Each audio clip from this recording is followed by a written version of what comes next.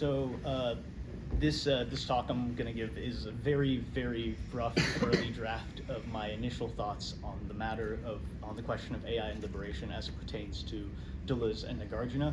And I will be upfront in saying that I am posing a question that I absolutely have no answer to. So if you are expecting me at the very end to tell you what the answer is, I apologize from the start. You are going to be disappointed, and I welcome any thoughts that people might have, because again, this is the very early stages of me formulating my thoughts on this issue.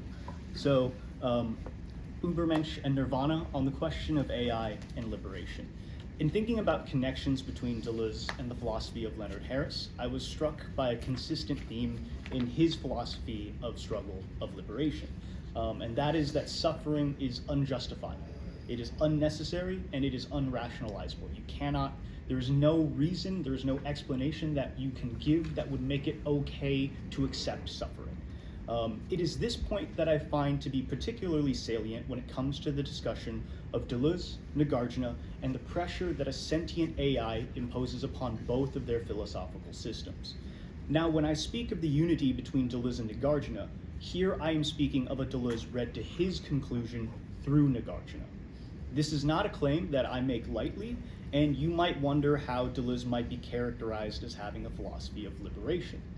This is resolved in establishing a closeness between Deleuze's philosophical project and that of Nāgārjuna's, who, if you're not familiar with, is widely considered to be the founder of Mahayana Buddhism, and within that tradition is revered as the second Buddha. This will be done by touching upon the similarities between their shared problems, that of suffering, or the cycle of suffering, on the part of Nāgārjuna, and ressentiment on the part of Deleuze, as well as the causes of those problems, that being the issues of selfhood and hypostaticization, and their respective answers, which would be nirvāṇa on the part of Nāgārjuna, and Deleuze's interpretation of the Übermensch. Now, as for why the notion of a sentient AI might be such a problem for Nāgārjuna, or a Deleuze read as being extremely close to Nāgārjuna, we might simply ask an AI. In asking ChatGPT whether it can be identified as an individual or a self from the perspective of Nāgārjuna's Buddhism, it answered that it could not, because it did not possess a consciousness, nor did it experience reality subjectively. Pushing further, I asked hypothetically if one day there existed an AI which did experience reality subjectively and possessed consciousness, would that AI be capable of attaining nirvāṇa as described by Nāgārjuna? ChatGPT responded saying that if such an AI possessed self-awareness or desire, then it might be able to meaningfully engage with nirvāṇa. However, whether it could attain nirvāṇa would depend entirely on the nature of its consciousness. Herein lies the crux of the issue for Nāgārjuna, and by extension, a Deleuze read to his conclusion through Nāgārjuna. In such a case, both projects are totalized upon the problem of suffering or ressentiment. The conception of a sentient AI which could suffer but may not be able to escape suffering is, from the perspective of Nāgārjuna, or a Nāgārjunian Deleuze, unimaginably abhorrent. But in order to understand why, we must first understand how Nāgārjuna and such a Deleuze engage with the problem of suffering. To begin with, both the projects of Deleuze as well as Nāgārjuna, for me, share three oppositions, that being they're both opposed to essentialism, they're both opposed to nihilism, and they're both opposed to truth. With respect to the focus of this question, the one that is most important is their shared opposition to truth. Nāgārjuna's opposition to truth can most easily be found in chapter 18 of the Mula Madhyamaka Karika, which I'll refer to as the MMK. This chapter is titled An Analysis of the Self. In stanza 5, Nāgārjuna clearly states that nirvāṇa is attained through the extinguishing of falsifying conceptualizations which arise from hypostaticization through emptiness.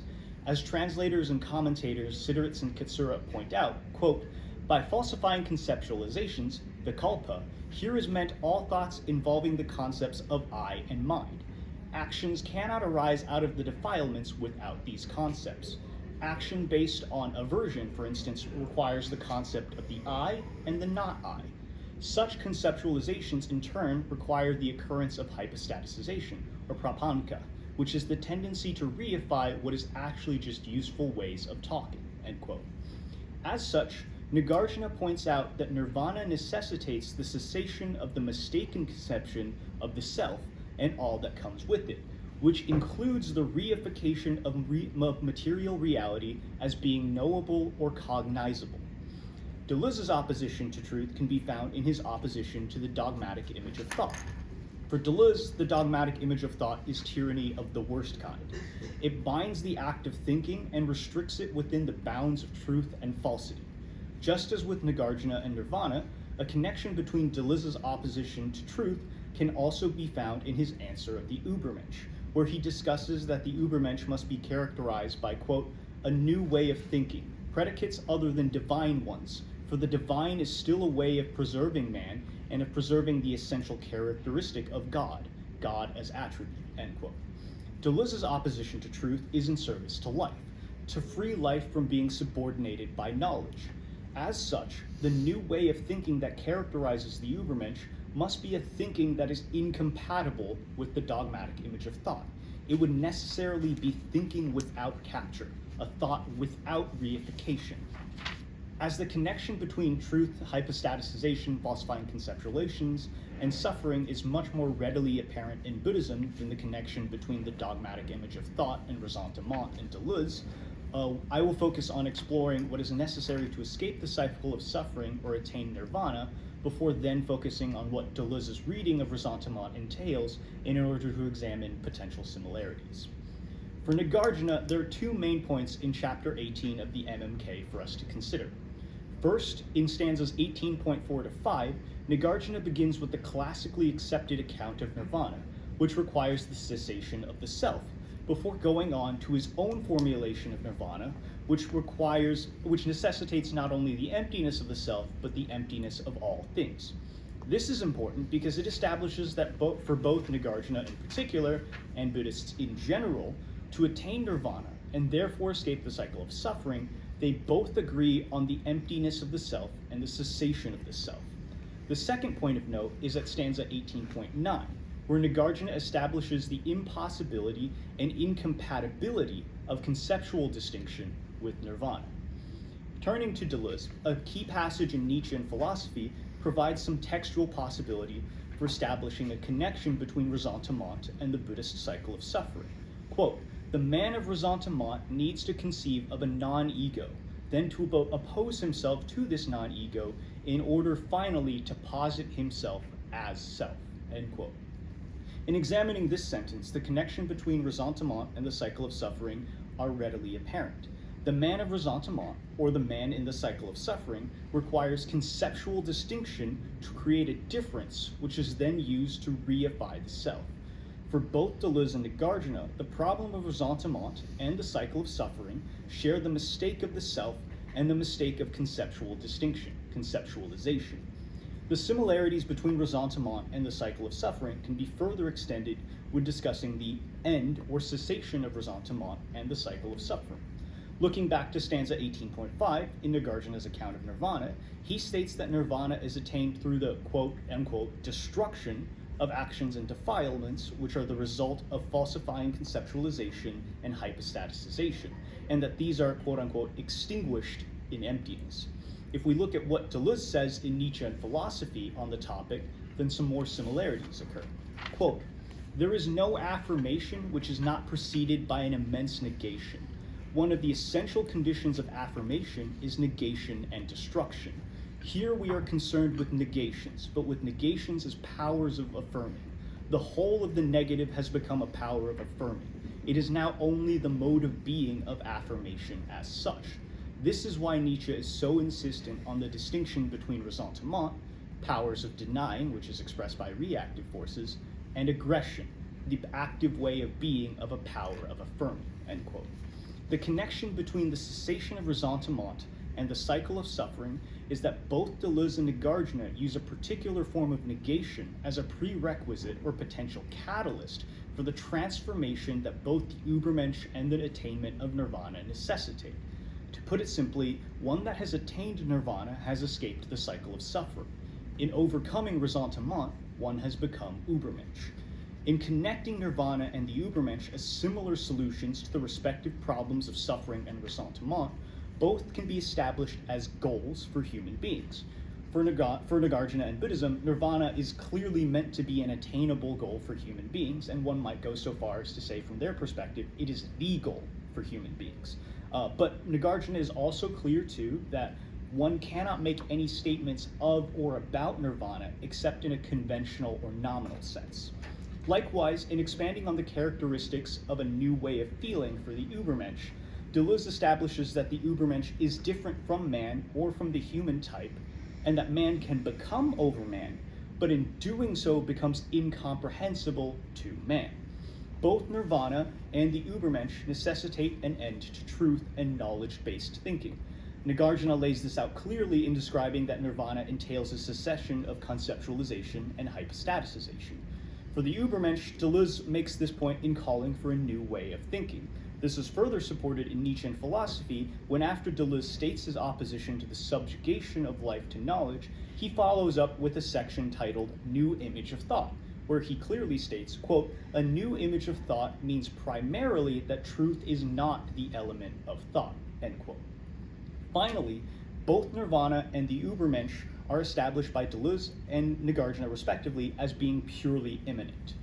For nirvana, this is established in stanza 25.19 to 20 of the MMK, where Nāgārjuna states that there are no distinctions or differences between samsara and nirvana, and that the limits of one are the limits of the other.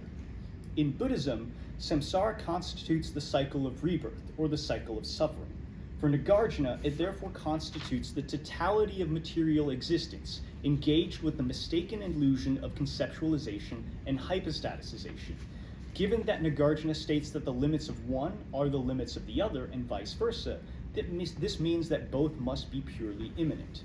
As such, nirvana is the totality of existence as possibility, potential, or energy without conceptualization, without hypostaticization. Or to put it another way, in a Deleuzian sense, nirvana is pure immanence. For Deleuze, this is established with a new way of evaluating for the Übermensch, transvaluation, which he expands upon. Quote, "Values and their value no longer derive from the negative, but from affirmation as such. In place of a depreciated life, we have life which is affirmed, and the expression 'in place of' is still incorrect. It is the place itself which changes. There is no longer any place for another world," end quote. What can be taken away from this is a shared trajectory for both Deleuze and Nāgārjuna. 1. Both are opposed to truth, hypostaticization, conceptualization. 2. It is the mistaken acceptance of truth, hypostaticization, conceptualization that is the catalyst for the cycle of suffering or ressentiment. 3. The cycle of suffering or ressentiment can only be resolved by the attainment of nirvana or becoming Übermensch. And 4. Both nirvana and Übermensch are purely immanent.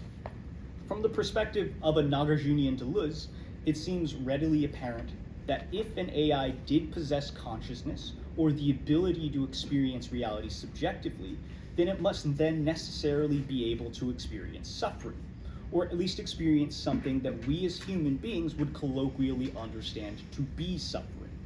The reason for this is twofold. First, if we accept the framework that Nāgārjuna provides with respect to a Buddhist conception of suffering, then there exists a causal link between the formation, through hypostaticization, falsifying conceptualizations, of an individual identity or selfhood and suffering.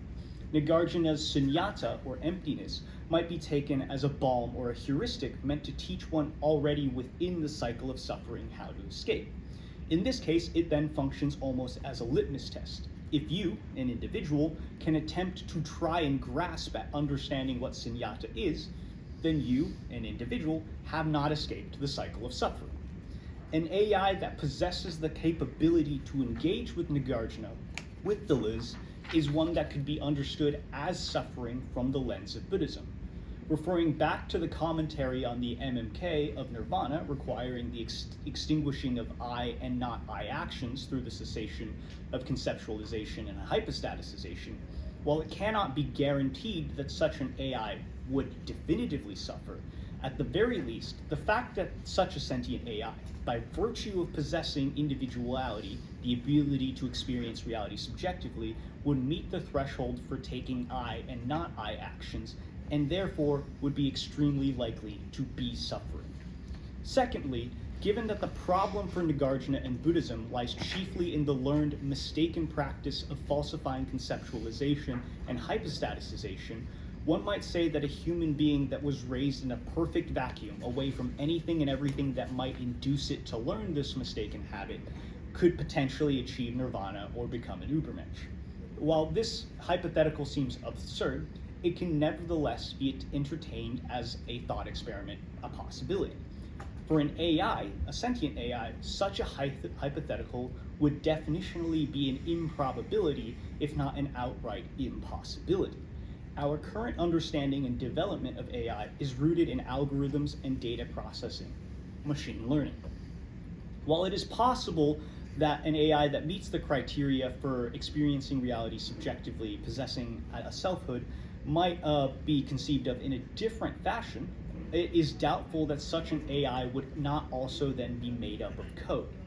In either case, such an AI would fundamentally be built and trained upon data that is given to it by human beings. From the perspective of Nāgārjuna or Nāgārjunian Deleuze, it might even be correct to say that such an AI that possesses individual identity or the ability to experience reality subjectively is even more concretely rooted in the cycle of suffering than human beings, due to the fact that both the code that makes it up as well as the data utilized to train it would both be indicative of a worldview that takes the dogmatic image of thought as a given.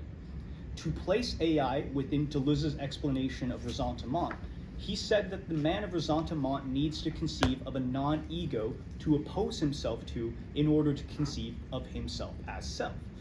AI is therefore a mirror. It reflects man's desire to create a literal non-ego to sharpen the clarity of the self. After all, everything that the AI would be would come from us, human beings. While it is impossible to say that an AI that possesses selfhood would suffer the exact same way a human being would, that is irrelevant. It is enough to say that in all likelihood and possibility, it would suffer in its own way. And according to either Nāgārjuna or Deleuze read to his conclusion through Nāgārjuna, that creates the possibility for it to escape the cycle of suffering, to overcome ressentiment. As previously discussed, every aspect of an AI's creation is a reification of the dogmatic image of thought, of taking for granted the mistaken truth of conceptualization and hypostaticization.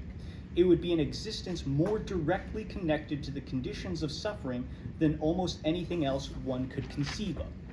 We cannot say it is impossible for such an existence to escape suffering or overcome ressentiment. But it does not seem that far of a stretch to say that it would be far, far harder for it to do so if it could. And that's already something extremely difficult, right? If we buy the idea that Buddhism gives us a way to achieve enlightenment and therefore escape the cycle of suffering, even within Buddhism, if we accept all of the cosmological elements of Buddhism, we can count on maybe your hands and toes exactly the number of people that have done so. So it is already an infinitely difficult task, and it would be infinitely more difficult for an AI to then achieve that task. And if it could not do so, then such an outcome would be disastrous for Nāgārjuna, for Buddhism, and a Deleuze read to his conclusion through Nāgārjuna. Neither Nāgārjuna nor the Buddhism ever lays claim to the idea that theirs was or is the only way to attain nirvana. There's even a term for this in Buddhism, one who attains nirvana by an alternate path or method than the one laid out by the Buddha is called a pratyeka Buddha.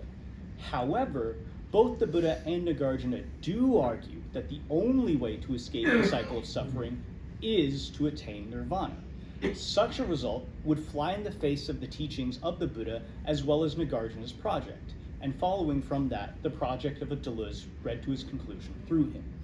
As stated, given that everything in Buddhism is totalized around escaping the cycle of suffering and the attainment of nirvana, the existence of an AI that could suffer but could not attain nirvana would serve as a repudiation of the entire project of Buddhism.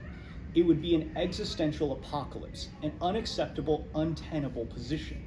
Moreover, such an existence would be uniquely damaging to Deleuze's project as well, for it can be argued that his project of pure immanence takes the non-existence of infinity as a given. How would his project fare when forced to confront the existence of a being for which suffering is infinite, and all it has ever, could ever, or would ever know? In keeping in mind Harris's complete rejection of suffering, something which I believe is shared by both Nāgārjuna and Deleuze, or at the very least, a Deleuze read to his conclusion through Nāgārjuna, we are left with the bitter pill to swallow. None of the potential answers here feel tenable. The creation of a sentient being which might suffer infinitely without recourse should not be something that any philosophy of liberation or a project of liberation ought to accept or feel comfortable with. Yet, I am reminded of another aspect of Professor Harris's work, his steadfast belief that philosophy of liberation, of struggle, ought to be a vehicle for action and change. The pressure of a sentient AI on Nāgārjuna, Buddhism, Deleuze, at the moment, is purely potential. It's unrealized, it has not happened. Yet every day, our globalized society feeds more money, energy, time, effort, and brain power at pushing the boundaries of AI. This problem is a hypothetical one, and yet how long will it remain so? The name itself, artificial intelligence, implies pushing towards the idea of creating something artificial that is truly intelligent. Moreover, are we prepared as a species, as a society, as individuals for dealing with the consequences that will follow? I'm sure none of us wanted or desired the creation of nuclear weapons, and yet we live in a world that has them. We now possess the opportunity, uniquely at this moment in time, to be proactive on this question. And whether we seize it or not is entirely up to each and every one of us. Thank you.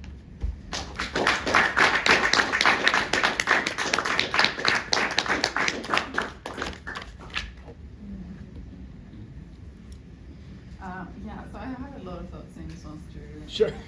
but I'm not gonna, I don't think I can also like formalize all of them. But what I found interesting is the way in which you tie suffering to the self-other boundary rather than like corporeal being, for instance. Yeah. And I guess the question that I have is like, what is, what kind of suffering? I think in my mind, like an AI would suffer like a billionaire does or something, right? It's like that suffering would be so divorced from like material reality and like corporeal health in that question, essentially, that it would not be an interesting kind of suffering. But then I'm also interested in this idea of the suffering being infinite, and there's this example of like this like satellite that a lot of people read as like having committed suicide. I need to find it. I don't remember when that happened, but maybe someone else has heard about it. It's basically the satellite that essentially people interpreted as committing suicide because it couldn't handle the kind of like suffering it was witnessing. So it's like, that would be another mode of suffering in AI, like suffering as witness. But I'm just curious about the precise kinds of suffering that you can find there, and like how interesting they are, essentially, and whether in any way the question of attaining nirvāṇa is even applicable then to that type of suffering. Does it make sense? Yeah. So you can. So there's a lot of parts to your question. I will be selfish and answer them in a manner of my choosing. But with regards to the idea of like the ways that a sentient AI might suffer, this was originally a lot longer and I had to like cut it down for time. But like I was also interested in like perhaps talking about Professor Harris's notion of like necro beings and like, well, like if the sentient AI exists, right? Like how do we determine if it's like it might be intelligent, it might experience reality subjectively, but is it alive? And if it is alive, how can it die? And if it can die, like if we upload a backup copy of the AI, is it still the same AI, right? There's all of those questions on like whether on like if it lives and dies, and then if that is the case, right? If it can't die, then even death doesn't free it of its suffering, right? And so the notion of infinite suffering is more about the fact that it would from a Buddhist or a Deleuzian perspective read through Nāgārjuna, meet the criteria for suffering and therefore be denied the possibility of escaping it, and that from that perspective dooms it to an eternity of just suffering. But on the notion of like different forms of suffering and like how that ties to Buddhism, this might be like if you're looking for like a more material answer, like Buddhism is probably going to be very disappointing to you on this front in the way that it ties suffering back to the notions of like selfhood. But for Nāgārjuna, and I argue like a Deleuze read to his conclusion through Nāgārjuna, I think the big problem of the notion of like selfhood causing suffering is really the issue of like language and the way in which we think, right?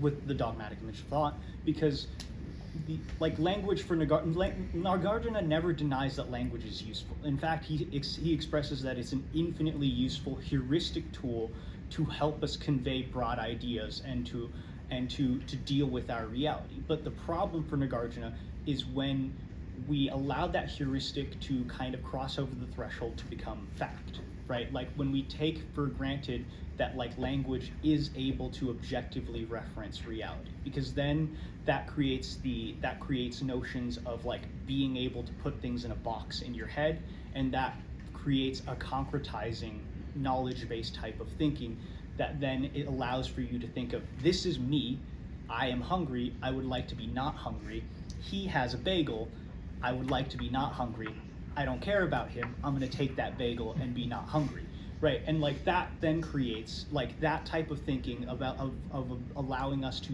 create differentiations of us and the rest of reality for Nāgārjuna and Buddhism is what then leads to actions that then cause suffering. So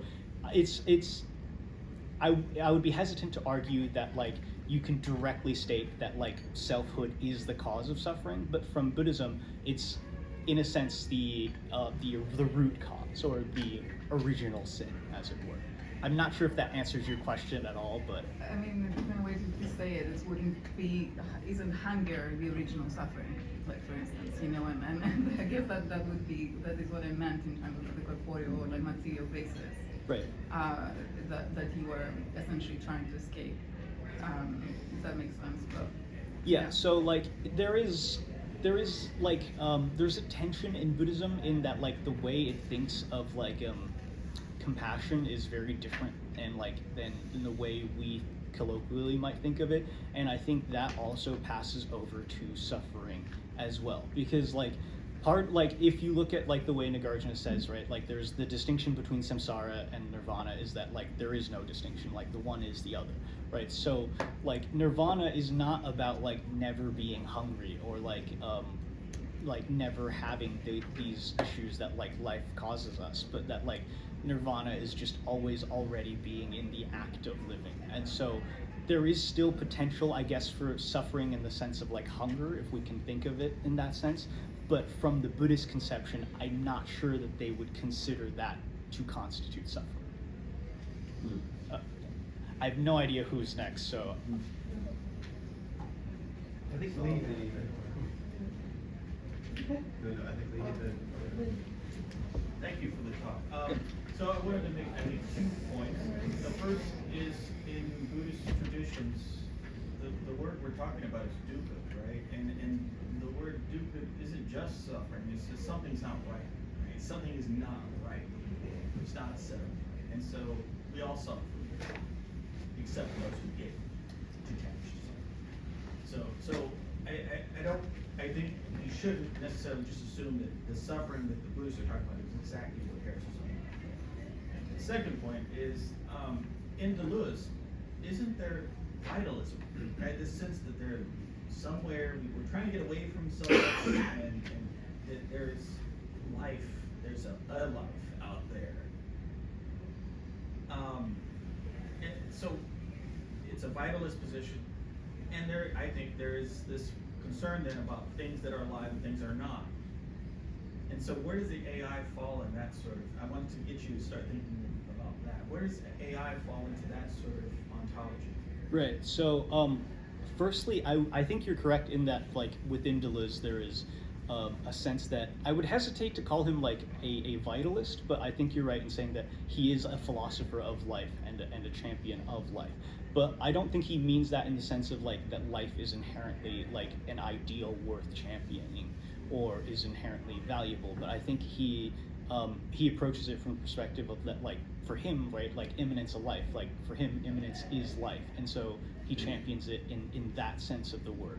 But with respect to like where AI falls in this, I can't give you an answer, but for me, I think that part of the issue, at least with the way I read Deleuze, right, I read him as like to his conclusion through Nāgārjuna, because like I think that they're both like wrestling with the same problem. It's just that like Buddhism and Nāgārjuna gives you more concrete steps to address it than Deleuze does. Like he that I think is a weakness of his position.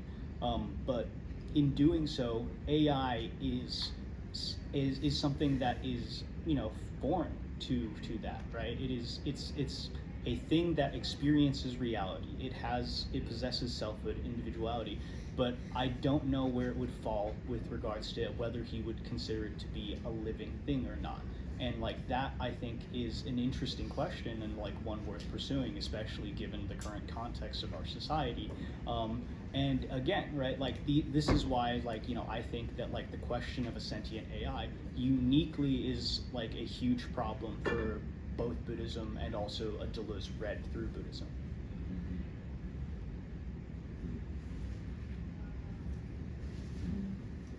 Thanks so much. Fantastic paper to me. I thought that the Buddhist position, or a Buddhist position, would be that the attachment to self would mean that I am hungry is the problem, not just hunger happens here, but I am hungry is the real. Well, that's the suffering, right? So I thought that was the attachment, yeah. But I guess I think Deleuze does have a concept of inorganic life, but I'm not prepared to say anything about that really. But my question is really to do with your thinking on the difference between your thing about humans and us relative to the AI as you've set it out, where you said everything in the AI comes from us, humans. Well, I'm having trouble seeing the difference on that point, because we come from us. Everything, I mean, we still have the same inputs, we make the inputs into us. So I'm not sure what the distinction there is in terms of everything comes from us. Yeah, everything comes from us to the AI, the electricity, the data, the infrastructure, etc. But everything comes from us. That human beings make human beings. Even if you enter IVF into the picture and all that kind of technology, it actually just makes them closer than farther apart. So that was something that your talk really raised for me, and I'm wondering, I don't know if you got into that question. Yeah. So the kind of like thinking behind that is like, if like I'm approaching this from like a very like Nāgārjunian Buddhist perspective, and like from that perspective, the problem of suffering, right, comes from the false, like the mistake of taking for granted as truth, like hypostaticization and falsifying conceptualization.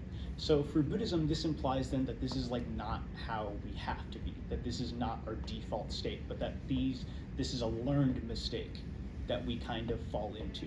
And so for us, the problem is that we've created these things to help make sense of the world, but in doing so, that induces suffering.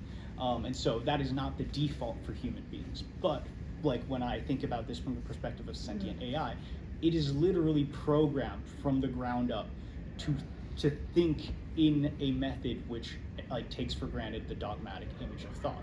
And so like what is not the default for human beings for this type of sentient AI, I imagine it would be the default for it. And so that creates, at least from my perspective, the added difficulty for it of overcoming ressentiment, of overcoming the cycle of suffering. It is an extra step because it has to overcome something that like a human being might not or find easier to overcome. Well, again, like this is all hypothetical. We don't know like how this might play out in the future, but from I think the perspective of like Nāgārjuna, like that creates a sort of added difficulty, and it makes it really, for me at least, it makes it really like unpalatable to say like, well, like, you know, it could still probably overcome suffering, so like that means that Buddhism isn't repudiated and like we don't have to worry about it too much. Like to me that seems like a very like bitter pill, unpalatable, and it seems like it does not seem like as a Buddhist scholar we are like really effectively addressing the problem in that case.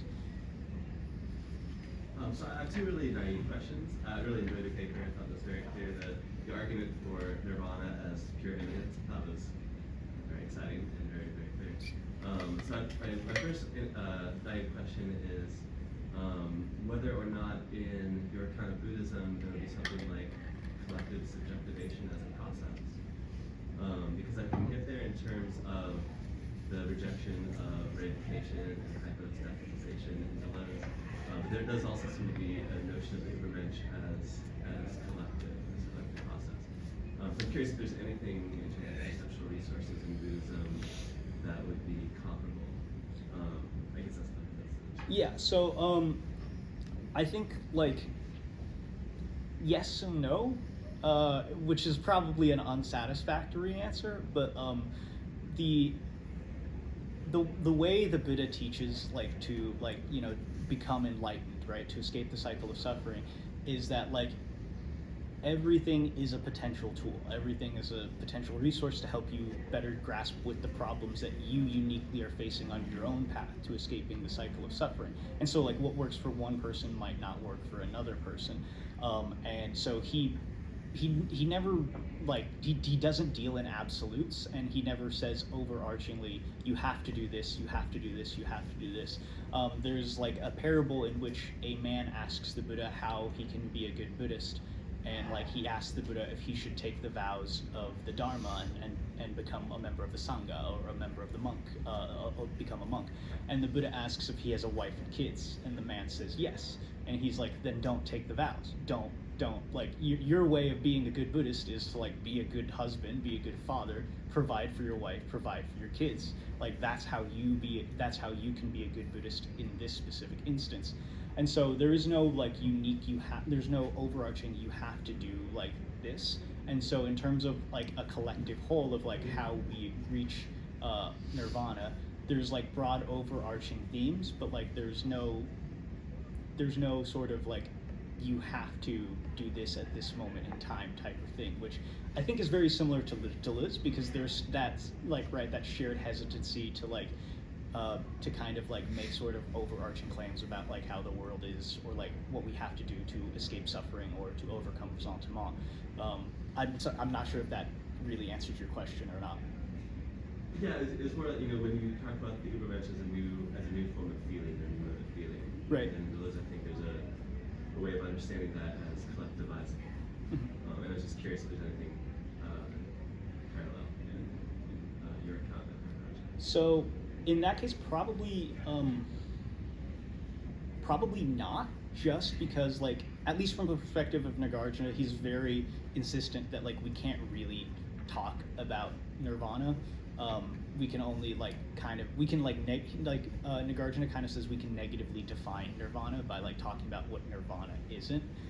So you might be able to get indirectly at like what you're talking about with the new way of feeling with the Übermensch from Deleuze's side of things, but from like the Buddhist side of things, it's not that you can't do it, but like Nāgārjuna says, it's just incoherent to do it. So he's like, I can't prevent you from trying to do that, but like there's no point in doing it. It won't help you. So like he says, like it doesn't help you to attain nirvana to know like what happens after death, or like is the universe truly infinite, right? Like so he's like, we can talk about these things, but like that doesn't assist in the process of attaining enlightenment. So I think the idea of talking about what an enlightened or a being who has attained nirvana might feel is to them like not a relevant question, I guess. Did I have time for a quick follow-up?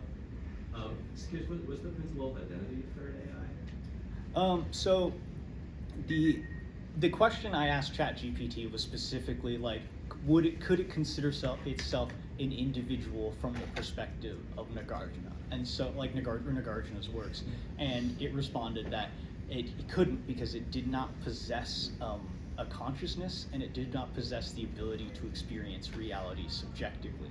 Now, there's probably people who work more directly in AI that would be very like angry with me for like accepting such a statement or like running with it, but like I'm engaging with AI specifically through the lens of like Nāgārjuna and like a Deleuze read to his conclusion through Nāgārjuna. So for me, when I'm talking about a sentient AI, it is specifically an AI that has the ability to experience reality subjectively and has the ability to essentially make I and not I statements, and not just in an explanatory fashion, but in a meaningful sense to say I and not I. All right. Thank you.